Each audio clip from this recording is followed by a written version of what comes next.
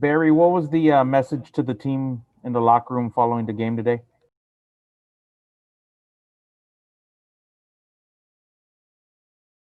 He's muted. Unmuted. Y'all got me now? Sorry about that.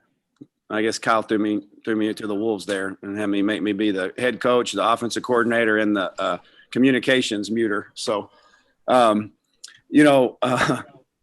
just told them that we were that we were proud of them. That I know Coach Traylor would be proud of them. That I know I was, our staff, and they got a lot to be proud of. Because listen, let me tell you, it could have easily gotten out of hand. As good as a football team as we were playing, and I think it got 24-7 there. And man, our defense rose up and got a turnover that completely switched the tide of the game. And man, our guys came to life and turned the tide and took, really sustained the momentum for the bulk of the third and fourth quarter. And it was just, we just couldn't finish the game. And so I told them that we were proud of them.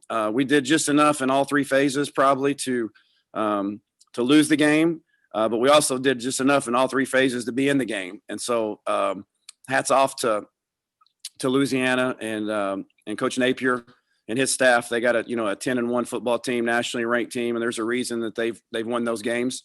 They played really clean, and they've got a really good football team, well coached. And so and I also told them that this is a great litmus test here. I know for where Coach Traylor's vision is to go to this, go with this program is. We went toe to toe with some really good teams this year. We didn't win the games, and we got to learn how to win those games. Barry, you guys rallied for 17 points there in the third quarter, at the beginning of the fourth quarter. What did it feel like during that time? Did you guys feel like you might have been able to pull this one out?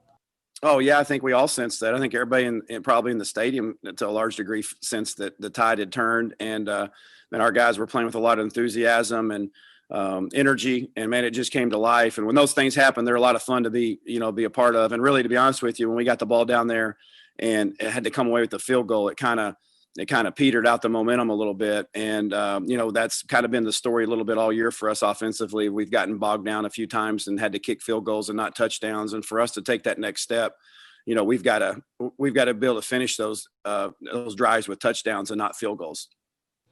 And just the overall effort the team gave today, I mean, was that a microcosm of the season as far as the effort the guys put in? Well, I know yes, it is. And that's one thing that it's one thing that's never wavered with our team that from Jump Street is effort. And I thought we played tremendously hard. I don't necessarily believe we played tremendously well, but we played tremendously hard against a really good opponent. Under some difficult situations, circumstances, not having your head coach, among others. And so I think for that, we have a lot to be proud about. Barry, can you tell us how many guys you were out today? I don't even know the exact number. I know that, we had, I would say anywhere between maybe, 15 to 20 guys probably total in the organization that weren't available. That's a rough estimate. I would have to look and see the exact number, but certainly was affected to some degree. And I love the way that Coach Traylor's stance about this the whole time. When y'all heard it, it was like, we're going to play. And we've not once, even mentioned it to our players other than we're going to play this game, no matter who's coaching, who's available as a player, we're going to go play. And that's what we did. And I'm proud of the fact that we did that. I know he's proud of the fact that we did that. We all, are disappointed that we came up short and didn't win the football game, in a game that we had certainly plenty of chances to win it. Hey, Greg, go ahead. Barry, what happened during the rally that Frank Harris got going to the extent he did offensively? Well, part of it was, the wind was a pretty significant factor in the game. You can see early on when they were going in the wind, the ball was hanging up in the air a little bit. And so we got a tad bit more aggressive in the third quarter, and just from a play calling standpoint, probably, somewhat conservative in the first quarter. We're moving the ball, running the ball, trying to, ride Sincere and his success. And it was really working early on. And then the second half, they didn't really change anything. We just decided to, that we wanted to be a little bit more aggressive. And certainly the way we started, was kind of an ultimate downer, and so I was proud of the way that he kind of fought out of that after, a mistake early in the third quarter, for him to come back and make some throws. Our receivers came to life, and it was probably just a combination of all those things, more aggressive calls, Frank getting more comfortable, our receivers making plays, all that stuff came to life. Did you see anything in particular that didn't connect on that last drive when you guys stalled with the incompletions on 3rd and 4th down looking to? Yeah, we had some guys open, I think, and just, I would have to go back and watch it. It's hard to see from the field, and certainly, was disappointing that when we were driving, and those are the critical junctures of the game, and we did not execute in the critical junctures of the game, and when you do that against a really good team, you don't win many games, and that's what happened today. How would you guys rate your effort on defense and specifically tackling overall through this one? Well, I don't think it was a lack of effort. I didn't see anybody loafing out there. I think, when you play a team that's a running team that has a really good veteran offensive line, a running quarterback with 2 good running backs and tight ends, that was going to be a big challenge to begin with. Then you throw in the fact that, it's been a 4.5-week break. And that's typical of bowl season. Sometimes you take a long break. One of the first things you're concerned about is the 2 highest priorities you're concerned about is turnovers and ball handling on offense and tackling on defense.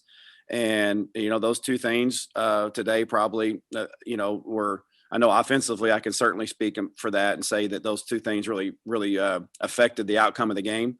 The 2 turnovers that we had were very detrimental to the game.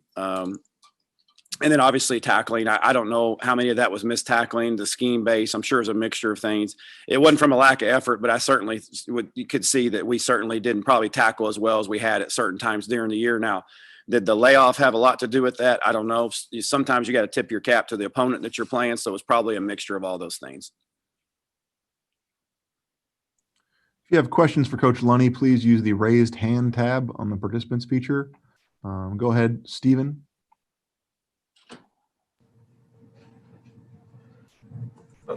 Hey, Coach Lunney, can you hear me? Yeah, I got you, Steven.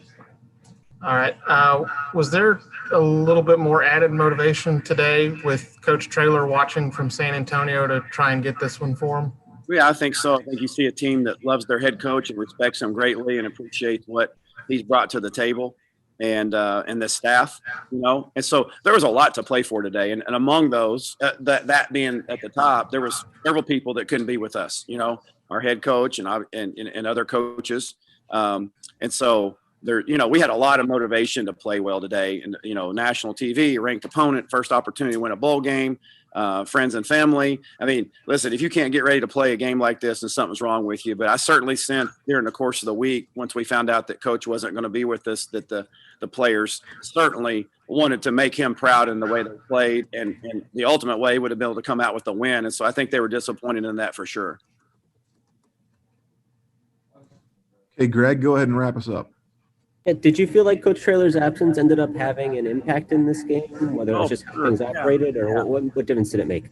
Yeah, it's hard for me, Greg, to put my finger on what effect it had. But when any organization doesn't have their leader and the CEO and the leader or the head coach, I mean, that's a tough blow. And so for me to put it, it's hard for me to put it in measurables on what we missed from him. But there's no doubt with him not being here, it certainly didn't have a positive effect on the game, And so did it have a negative impact on the outcome of the game? I mean, yeah, to a certain degree, sure it did. Not having, your head coach here when you on the sideline and all that.